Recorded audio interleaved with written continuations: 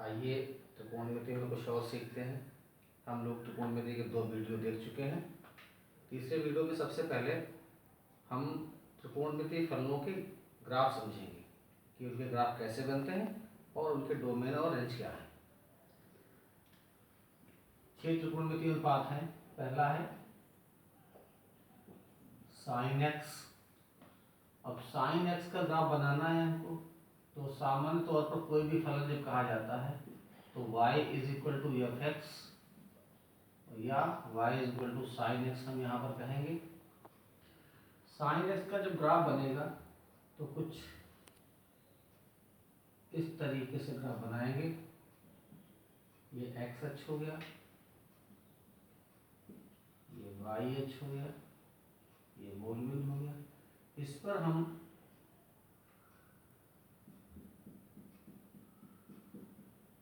इस तरीके से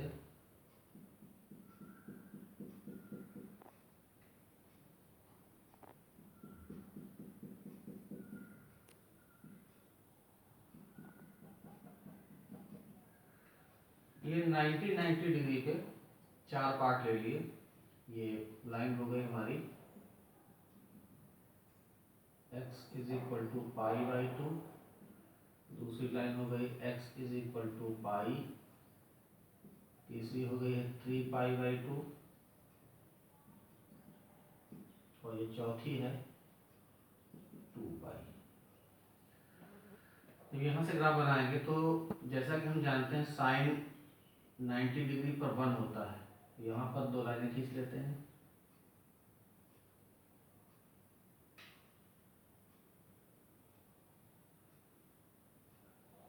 ये लाइन हो जाएगी y इज इक्वल टू 1 और एक लाइन नीचे हो जाएगी ये y इज इक्वल टू -1। यहाँ -1 है, यहाँ पर। तो जब साइन का ग्राफ बनता है तो साइन पाई बाई 2 पर 1 होता है, तो यहाँ पर ये इस तरीके से ग्राफ बन जाएगा।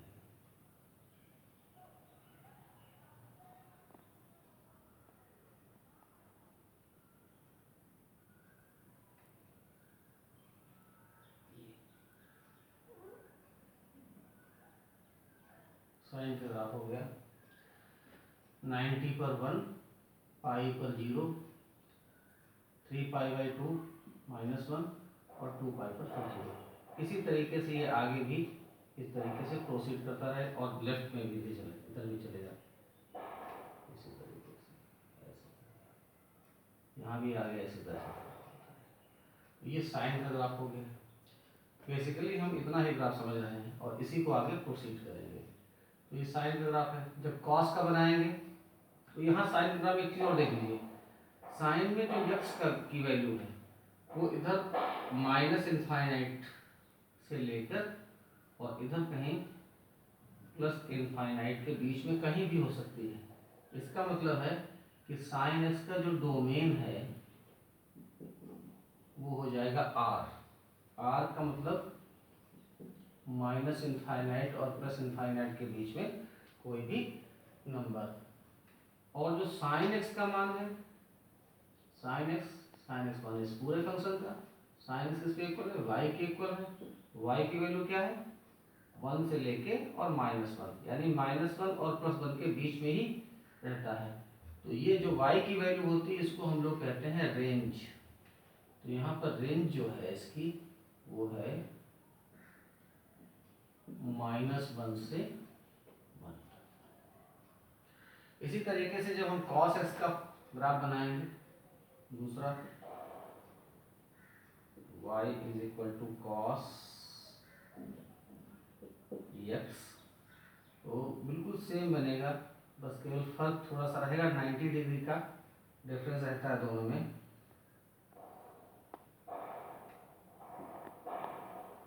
ये x अक्ष है, यहाँ पर ये y अक्ष है, मूल बिंदु हो गया।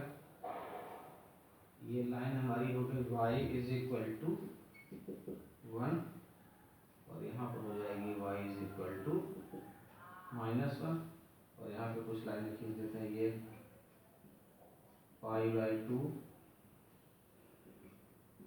ये पाई 3π/2 और ये है 2π। यहाँ पर देखिए x की वैल्यू π/2 यहाँ पर होगी, पाई यहाँ पर होगी, 3π/2 यहाँ होगी और 2π यहाँ पर होगी।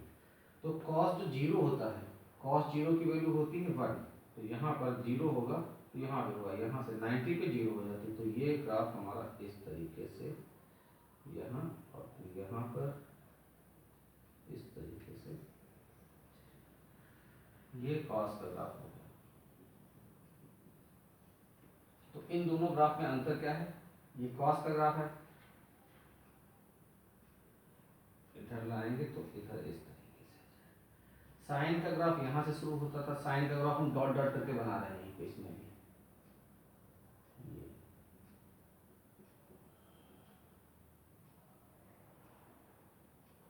ये साइन का ग्राफ है डॉट वाला, ये साइन का ग्राफ है, और ये दूसरा ग्राफ मैंने बनाया है ये कॉस का ग्राफ है। डोमेन और रेंज इसमें भी साइन की तरह रहते हैं। एक्स की वैल्यू -∞ टू +∞ हो जाएगी, डोमेन इसका भी r हो जाएगा, और रेंज इसकी होगी, इसकी भी वैल्यू -1 से +1 के मध्य में रहती है, तो ये आ जाएगा -1 to 1। तीसरा ग्राफ हम लोग बनाएंगे तो वो बनेगा हमारा tan का, y = tan x। तो देखिए tan के लिए हम सब लोग जानते हैं कि जब tan 90 होता है तो tan 90 की वैल्यू होती है इनफाइनाइट, tan 3π/2 270, ये हो जाएगा -∞। तो 90 के जो ऑड मल्टीपल हैं इस पर tan इनफाइनाइट हो जाता है, इसलिए हमें यहाँ ध्यान ये रखना है कि हम 90 के जो ऑड मल्टीपल हैं उनको अपने डोमेन में शामिल नहीं करेंगे। तो यहाँ पर इसका ग्राफ पहले बनाते हैं। ये हमारे पास आ गया है x अक्ष, और ये हो गया हमारे पास y एक्सिस, ये ऑरिजिन हो गया, ये लाइन हो गई हमारी π/2 की, ये दूसरी लाइन हो गई है ये 180 की, ये हो गई हमारे पास 3π/2, दिस इज 2π। तो देखिए tan का जब ग्राफ बनाते हैं तो 0 पे 0 वैल्यू होती है, लेकिन जैसे ही 90 होता है तो 90 पे वैल्यू क्या हो जाती है इनफाइनाइट। तो यहाँ से ग्राफ शुरू होगा इस तरीके से,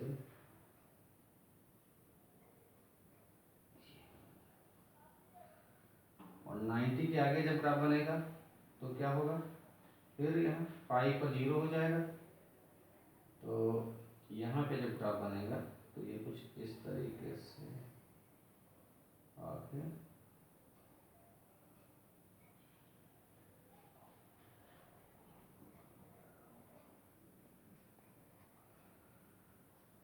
ये ग्राफ बन जाएगा, इस तरीके से ग्राफ बनेगा।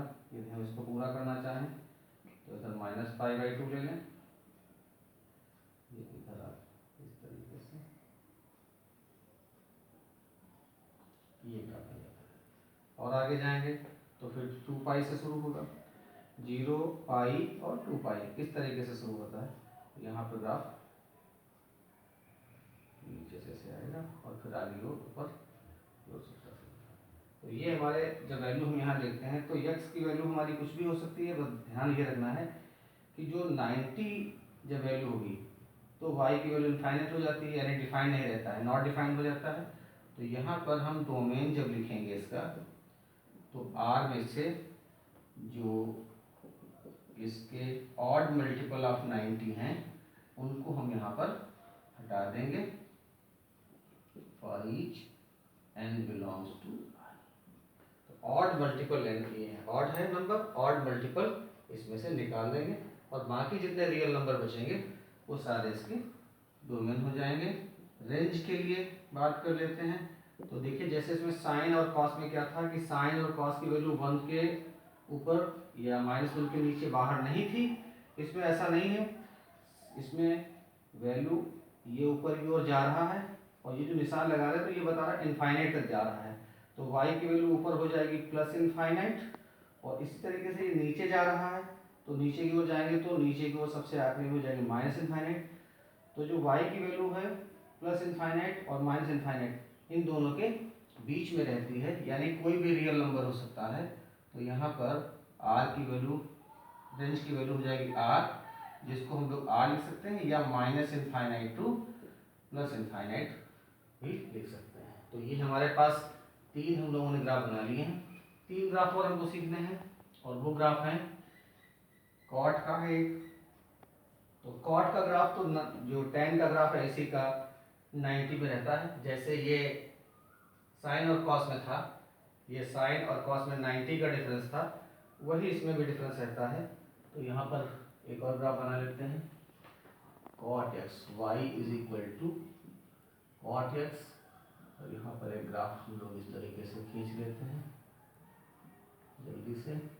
ये y एक्सिस हो गया, x एक्सिस ऑरिजिन, ये लाइन हो गई π/2, ये हो गई पाई,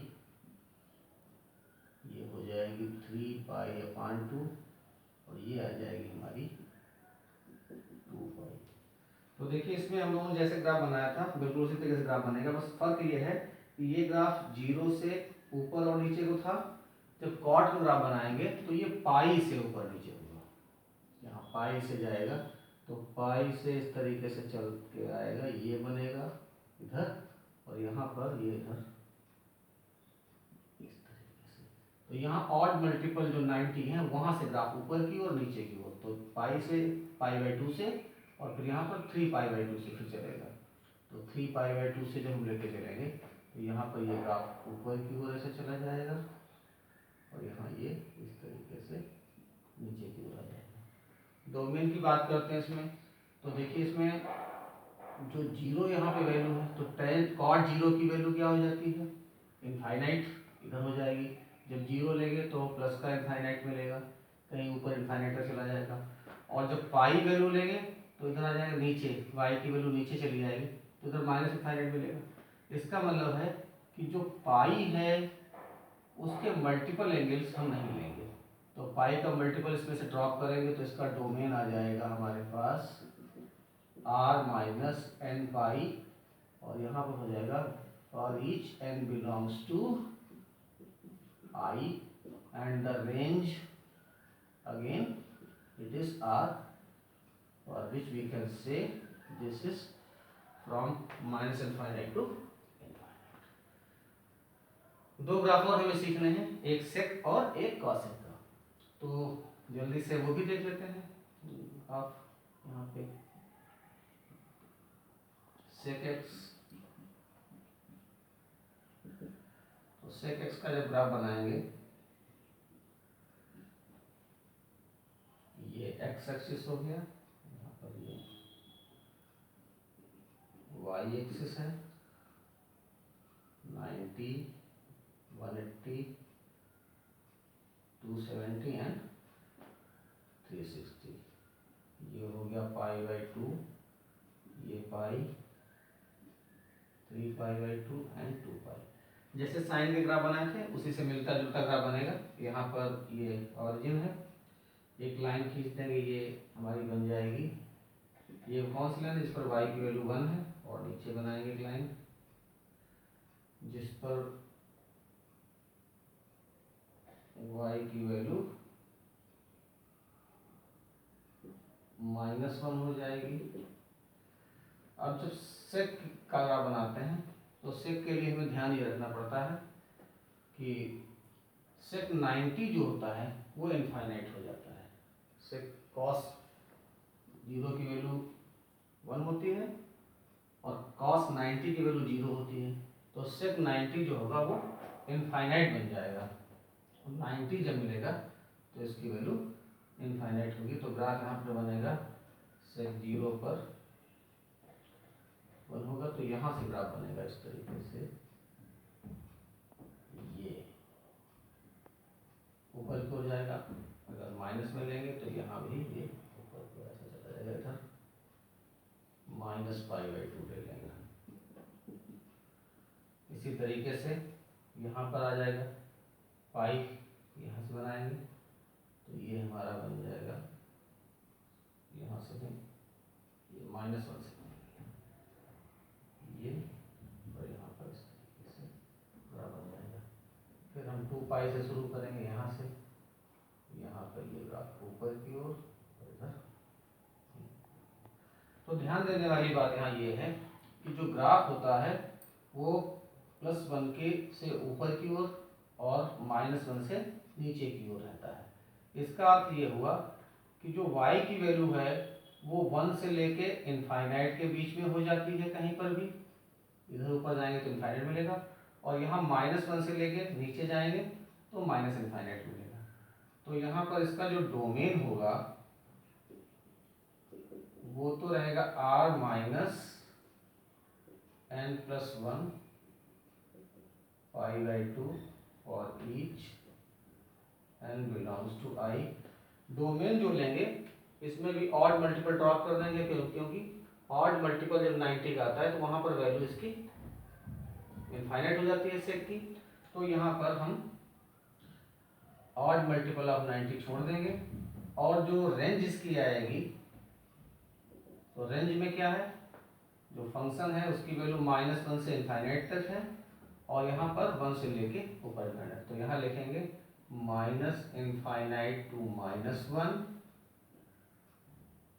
यूनियन 1 टू इनफाइनाइट। इसको हम एक और तरीके से भी लिख सकते हैं, और वो तरीका है कि r -1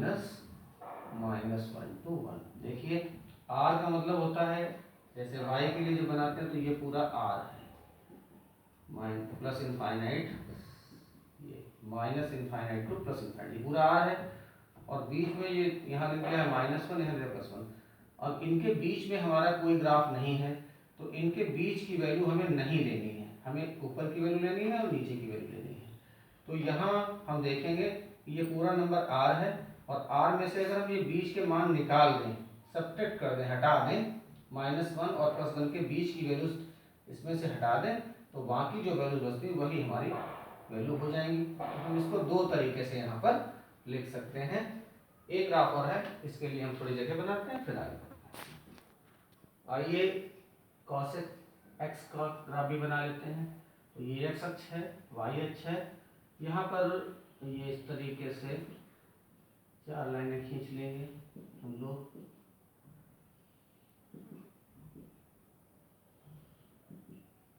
ये π/2 हो गया, यहाँ पर पाई, 3π/2 एंड 2π। तो एक लाइन यहाँ खींच देते हैं, ये हो जाएगी हमारी y = 1, और यहाँ पे आ जाएगा, ये हमारा हो जाएगा y = -। तो कॉसेक का जब ग्राफ बनाएंगे तो इसमें हमें ध्यान ये रखना है कि जो कॉसेक 0 डिग्री इसकी वैल्यू होती है इनफाइनाइट। तो कॉसेक 0 होता है इनफाइनाइट, और कॉसेक पाई होता है -इनफाइनाइट। तो 0 पर जब कॉसेक पहुंचेगा तो इनफाइनाइट हो जाएगा, और 90 पर होता है 1, तो यहाँ पे 90 से शुरू करेंगे आप, यहाँ से इस तरीके से ये बनाएंगे, और ये 0 जब पहुंचेगा, ये x की वैल्यू है और ये y, तो y इनफाइनाइट हो जाएगा। इसी तरीके से इधर बढ़ाएंगे तो यहाँ पाई पर जाके इनफाइनाइट होगा, पाई पर भी इनफाइनाइट होगा। यहाँ फिर बनाएंगे हम लोग इसको यहाँ से, और मल्टीपल यहाँ से बनाएंगे तो ये नीचे की ओर आएगा, और यहाँ पे तो ध्यान से देखने वाली बात यह है कि यहाँ जब डोमेन लिखेंगे इसका, तो डोमेन में आ जाएगा r - n π, यानी पाई के मल्टीपल जो एंगल हैं उनको हम यहाँ पर नहीं लेंगे, क्योंकि उस पर वैल्यू इसकी इनफाइनाइट हो जाएगी, और जो रेंज होगी फंक्शन की cosec x की वो आ जाएगी। देखिए इसमें भी वही चीज़ है कि जो ग्राफ बना है वो -1 और +1 ये दोनों लाइनें हैं, इनके बीच में ग्राफ नहीं है, इनके बाहर ही है। तो हम पूरा r लिख लेते हैं और इसमें से इसके बीच का पार्ट जो है वो सब्ट्रैक्ट कर देते हैं इस तरीके से। या फिर हम इसको लिख सकते हैं -∞ to -1 यूनियन 1 to ∞। ये दूसरा तरीका लिखने का है। या इधर -∞ कहीं है, -∞ से -1 तक आ गए और यहाँ पर 1 से लेके +∞ तक की वैल्यूज ले ली जाएंगी। अब एक बार हम सारे ग्राफ एक ही साथ बना के देखते हैं और जल्दी से देखिए।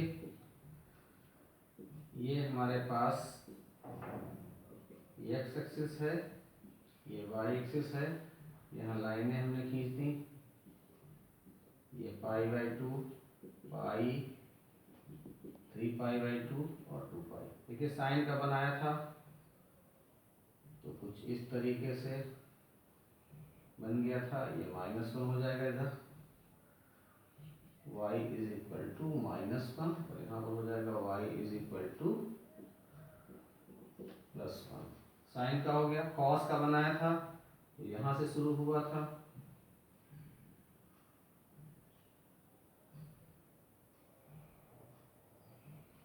इस तरीके से कॉस का बन जाएगा। टैन का बनाया था तो टैन का यहाँ से शुरू होगा,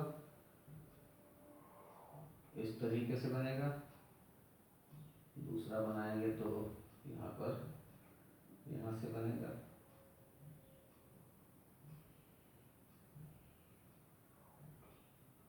इस तरीके से। ये टैन का बनेगा। कॉट का बनाएंगे तो यहाँ से बनेगा इस तरफ से ऐसे, ये कॉट का हो जाएगा। सेक का बनाया था तो सेक की वैल्यू यहाँ से बनेगी, सेक 90 पर 0 रहता तो ये ऊपर की ओर यहाँ से जाएगा। यहाँ बनाएंगे पाई से, ये इस तरीके से। और कॉसेक का बनाते हैं तो वो 90 से बनना शुरू होगा यहाँ से, इस तरीके से, और इधर बन जाएगा यहाँ से। तो इस तरीके से ये हमने सारे 6 ग्राफ एक में ही बना दिए हैं। आप इनकी बार बार अभ्यास करिए और इनके अभ्यास करेंगे तो आपको ये अच्छे से समझ में आ जाएंगे। धन्यवाद।